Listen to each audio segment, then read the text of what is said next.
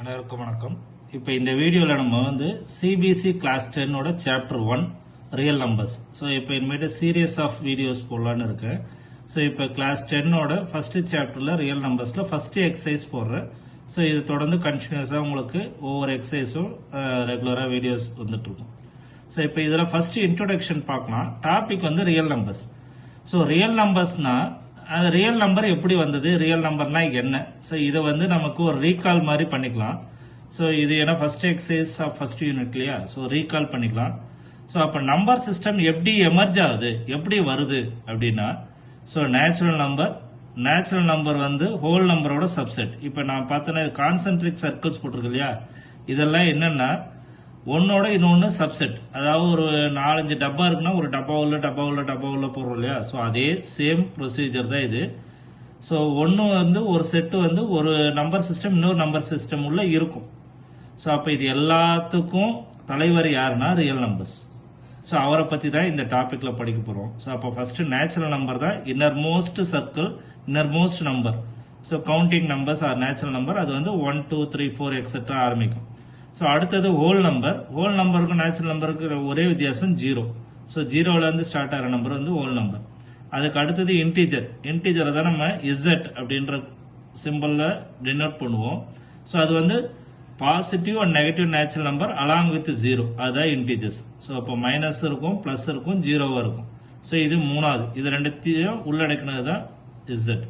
அடுத்த கியூ, இந்த சிம்பிள் எதை டினோட் பண்ணுதுன்னா ரேஷனல் நம்பர் என்ன இருக்கும், it is in the form of p by q where q should not be equal to 0. என்ன சார் அப்படின்னா என்ன சார்னா, ரேஷனல் நம்பர்னா வேற எதுல ஃபிராக்ஷனு, ஆனா அந்த ஃபிராக்ஷன்ல டினாமினேட்டர் 0 வரக்கூடாது, அதுதான் p by q where q should not be equal to 0. 0 இருந்தா என்ன சார் ஆகும், 0 இருந்தா இன்டிடெர்மினன்ட் ஆயிடும், அதுக்கு மதிப்பே கண்டுபிடிக்க முடியாது.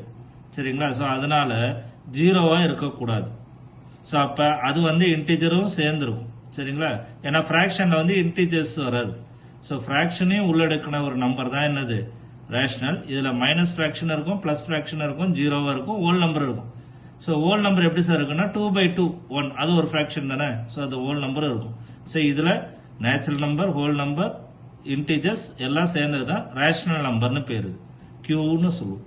இந்த ரேஷனல் நம்பரும் சேர்ந்து அடுத்தது இர்ரேஷனல் நம்பர்ஸ் ஒன்று இருக்கும். ஸ்கொயர் ரூட் படிப்போம் இல்லையா, சாட்ஸ் √2 √3 √4, நான் டெர்மினேட்டிங் நான் ரீஅக்கரிங் டெசிமல்ஸ் அப்படின்னு டெசிமல்ஸ்ல படிப்போம்.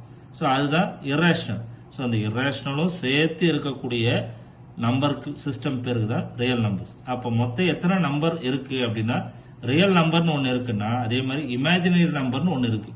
இதை கிளாஸ் 11 and 12 போய் படிப்போம். ஸோ இப்போ 10 வரைக்கும் இருக்கிறது நமக்கு ரியல் நம்பர் சிஸ்டம். ஸோ அப்போ நம்பர் சிஸ்டமோட டாப் மோஸ்ட் கார்னர்ல இப்போ நம்ம இருக்கோம், அதுதான் இப்போ நம்ம 10th படிக்க போறோம். சரிங்களா, ஸோ இப்போ வாங்க டாபிக் உள்ள போலாம். ஸோ இப்போ fundamental theorem of arithmetic, first ஒரு ஃபண்டமெண்டல் தியரம் எடுத்துக்கிறோம்.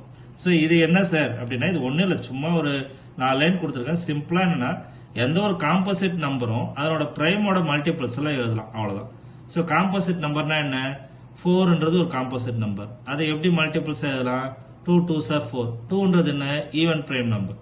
சரிங்களா, ஸோ அடுத்து உங்களுக்கு தெரிஞ்ச சின்ன காம்போசிட் நம்பர் என்னது 6, அதாவது 3 2s are 2 ஒரு பிரைம் நம்பர், 3 ஒரு பிரைம் நம்பர். ஸோ அதனோட ப்ராடக்டா எழுதலாம், அது யூனிக்கா இருக்கும். சரிங்களா, ஸோ அதுதான் இங்க every composite number can be expressed as a product of primes and this factorization is unique apart from the order in which the prime factors occurs.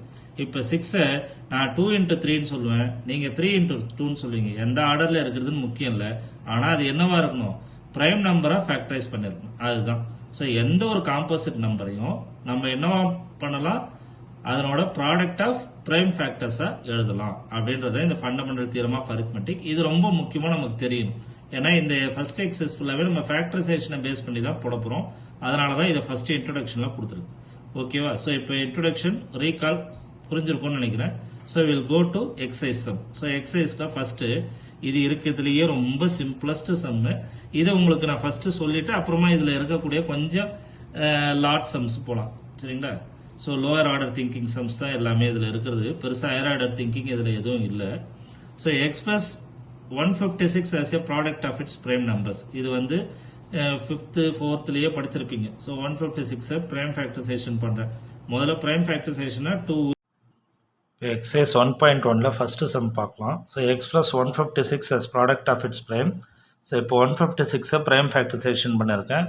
First 2 டேபிளில் பண்ணால் 78, திருப்பி 2 டேபிளில் பண்ணால் 39, 3 டேபிளில் பண்ணால் 13. ஸோ அப்போ 156 2 ஸ்கொயர் இன்ட்டு 3 இன்ட்டு 13. ஸோ இதான் x plus 156 as a product of ப்ரைம்னா ப்ரைமோட ஃபேக்டரைசேஷன் பண்ணி எதிர்க்கு. சரிங்களா?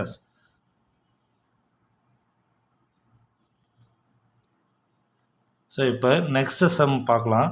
Given that HCF of 306 657 equal to 9, find LCM of 306 and 657. So இப்போ என்ன கொடுத்துருக்காங்க, கிவன் வந்து HCF ஆஃப் 306 அண்ட் 657 வந்து 9ன்னு. ஸோ LCMோட ஃபார்முலா என்னென்னா, ரெண்டு நம்பரை மல்டிப்ளை பண்ணி product of the two numbers by HCF. So இங்கே ப்ராடக்ட் ஆஃப் டூ நம்பர்ஸ் என்னது 306 657, HCF ஆஃப் 306 657. அது ஏற்கனவே 9 கொடுத்துட்டாங்க. இது ரெண்டையும் மல்டிப்ளை பண்ணும். இப்போ நான் 9 டேபிள் அப்படியே கேன்சல் பண்ணால் 9 1 சார், இதை கேன்சல் பண்ணால் 9 7 சார் 63, பேலன்ஸ் 2 27 3. ஸோ அப்போ 306 இன்ட்டு 73. ஸோ இங்கே மல்டிப்ளை பண்ணியிருக்கோம் உங்களுக்கு. ஸோ ஆன்சர் வந்து 2238. ஸோ LCM ஆஃப் 306 657 வந்து 22338. ஸோ இந்த சம் என்னென்னா இந்த ஃபார்முலா தான், LCM equal to product of two numbers by HCF. இதில் எதை கொடுத்துருந்தாலும் மீதி இருக்கிறத கண்டுபிடிக்கணும். ஸோ இப்போ இதே சம் தான் கொடுப்பாங்கன்னு இல்லை. இப்போ உதாரணத்துக்கு HCF கொடுத்துருக்காங்க, இதே LCM கொடுத்து HCF கேட்டால் இங்கே HCF equal to product of two numbers by LCM இங்கே கீழே டினாமினேட்டில் வந்துடும். இல்லை ஒரு நம்பர் கொடுத்துட்டு இன்னொரு நம்பருக்கு கேட்டிருக்காங்க, LCM HCF கொடுத்துருக்காங்க, அப்போ சப்ஸ்டியூட் பண்ணிக்கலாம். ஸோ இந்த ஃபார்முலாவில் இருக்கக்கூடிய 4 விஷயத்தில் ஏதாவது 3 கொடுத்துட்டு மீதி 2 கேட்டிருந்தாங்கன்னா, மீதி 1 கேட்டிருந்தாங்கன்னா இதை யூஸ் பண்ணி கண்டுபிடிக்கும். புரியுதுங்களா? So again I will tell LCM equal to product of two numbers by HCF. இதுதான் ஸ்டாண்டர்ட் ஃபார்முலா. இதில் இந்த சம்மில் HCFும் நம்பரும் கொடுத்துட்டாங்க, LCM கண்டுபிடிக்கிறோம். இதே வேறு சம்மில் LCMும் நம்பரும் கொடுத்துருந்தா HCF கண்டுபிடிக்கணும். LCM ஒரு நம்பர், HCF கொடுத்துருந்தா இன்னொரு நம்பர் கண்டுபிடிக்கணும். ஸோ இது 3த்தில் எப்படி வேணாலும் இந்த சம்மை கொஷின் பண்ணலாம். ஓகேங்களா? ஸோ நெக்ஸ்ட் சம் போகலாம். Check weather 6 power n can end with the digit 0 for any natural number n. 6 power n-ஓட எக்ஸ்பென்ஷன், இப்போ n-க்கு எனி நேச்சுரல் நம்பர்னால் 1லேருந்து இன்ஃபினிட்டி வரைக்கும் எது வேணால் கொடுத்தாலும். இப்போ உதாரணத்துக்கு நான் 1 கொடுக்குறேன்னு வச்சுங்களேன். 6 power 1 என்ன 6, 6 0ல் முடியுமா? முடியாது. 6 ஸ்கொயர் என்ன 36, முடியாது. ஸோ இப்போ நமக்கு முடியாதுன்னு தெரியும், ஆனால் ஜென்ரலைஸ்டாக ப்ரூஃப் பண்ணும். ஸோ அதுதான் இந்த sum. So expressing 6 as the product of prime numbers. So 6 a product of prime numbers. இது காம்போசிட் நம்பரை நம்ம ஃபஸ்ட்டு பார்த்தோம்னா every composite number can be rewritten as product of prime numbers. So அப்போ 6 2 3 எழுதிருக்கேன். அப்போ 6 power n 2 into 3 raising power n. இப்போ 2 power n 3 power n. 2 power n-ஓடது எப்படி இருந்தாலும் 0ல் வராது, 3 power n-தும் 0ல் வராது. எதை போட்டாலும் 2 power n 3 power n எதில் முடியாது? 0லையோ 5லையோ முடியாது. அதனால் 6 power n cannot end with 0. இவ்வளோ தான் சிம்பிள். இதே மாதிரி ஒரு சம்மு NCERT எக்ஸாம்பிளர் உங்களுக்கு கொடுக்குறேன், நோட் பண்ணிக்கோங்க. Show that 12 power n cannot end with digit 0 or 5 for any natural number n. So இப்போ நம்ம 6 power n பார்த்த மாதிரி 12 power n-க்கு இதே மெத்தடில் ப்ரூஃப் பண்ணுங்கள். இது NCERT எக்ஸாம்பிளரில் கொடுத்துருக்காங்க. ஸோ 12க்கு என்ன பண்ணோம், நான் இன்ட்டு கொடுத்துறேன் உங்களுக்கு. 12 ஃபேக்டரைஸ் பண்ணோம், ப்ரைம் ஃபேக்டரைசேஷன். அப்போ 2 into 2 into 3. ஸோ அதை பேஸ் பண்ணி இந்த சம்மை ட்ரை பண்ணி பாருங்கள். தேங்க்யூ. இப்போ நெக்ஸ்ட்டு சம் பார்க்கலாம். நெக்ஸ்ட்டு சம் வந்து explain Y 7 into 11 into 13 plus 13 and 7 into 6 into 5 into 4 into 3 into 2 into 1 plus 5 are composite number. So any composite நம்பர்னால் நமக்கு basic arithmetic problem, fundamental arithmetic தியரம்னா சொல்லுது ப்ராடக்ட் ஆஃப் டூ நம்பர்ஸாக இருக்கணும், அதுதான் composite number. So அப்போ இதை வந்து ப்ராடக்ட் ஆஃப் டூ நம்பர்ஸாக எழுதுனா 7 into 11 into 13 plus 13. இது ரெண்டுத்தில் 13 காமனாக இருக்கா? 13 காமனாக எடுத்தாச்சுன்னா 7 into 11 plus 1 into 13. ஸோ அப்போ 7 into 11 plus 1 வந்து ஒரு நம்பரா? ஸோ இன்னொரு நம்பர் 13. ஸோ இது ஒரு ப்ரைம் நம்பரா? ஸோ அப்போ இது காம்போசிட் நம்பர். அடுத்தது 7 into 6 into 5 into 4 into 3 into 2 into 1 plus 5. இதில் ரெண்டுத்துலேயுமே 5 இருக்கா? ரெண்டுத்தையும் காமனாக எடுத்துட்டிங்கன்னா அப்போ 7 into 6 into 4 into 3 into 2 into 1 into 5. So அப்போ இது என்னவா இருக்கலாம், இதுவும் ரெண்டு நம்பரும் ப்ராடக்டாக இருக்கேன், அதனால் both number can be expressed as product of two numbers, they are composite number. இவ்வளோ தான் சிம்பிள். இது மாதிரி உங்களுக்கு எனி நம்பர் கேட்டு அவங்க கேட்கலாம். ஸோ இதில் காம்போசிட் நம்பர்னால் கான்செப்ட் என்னன்னு புரிஞ்சுக்கோங்க. எந்த ரெண்டு நம்பரையும் ப்ராடக்டாக காமிச்சா அது காம்போசிட் நம்பர், கொடுத்துருக்க நம்பரை ப்ராடக்ட் ஆஃப் டூ நம்பர்ஸாக காமிக்கணும். சரிங்களா? ஸோ முக்கியமாக ப்ரைமாக இருந்ததுன்னா வெல் அண்ட் குட், இல்லாட்டியும் ரெண்டு நம்பர் இருந்ததுன்னா ப்ராடக்ட் ஆஃப் டூ நம்பர்ஸ் வந்து காம்போசிட். சரிங்களா? ஸோ அப்போ இதில் என்ன நமக்கு இன்னொன்றுனா, ப்ரைம் நம்பர்னால் it cannot be separated, composite நம்பர்னால் it can be separated into two numbers. Product of two நம்பர்ஸாக எதுனா composite number, product of two நம்பர்ஸாக எழுத முடியலனா ப்ரைம் நம்பர்ஸ். சரிங்களா? ஸோ அந்த கான்செப்ட் புரிஞ்சுக்கோங்க.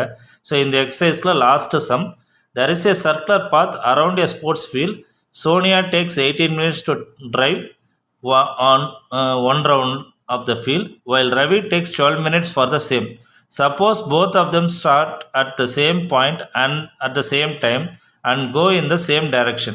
ஒரே நேரத்தில் ஒரே இடத்துலேருந்து ஒரே டைமில் ஸ்டார்ட் பண்ணாங்கன்னா after how many minutes they will meet again, எவ்வளோ நேரம் ஹிஸ்டரி பார்ப்பாங்க.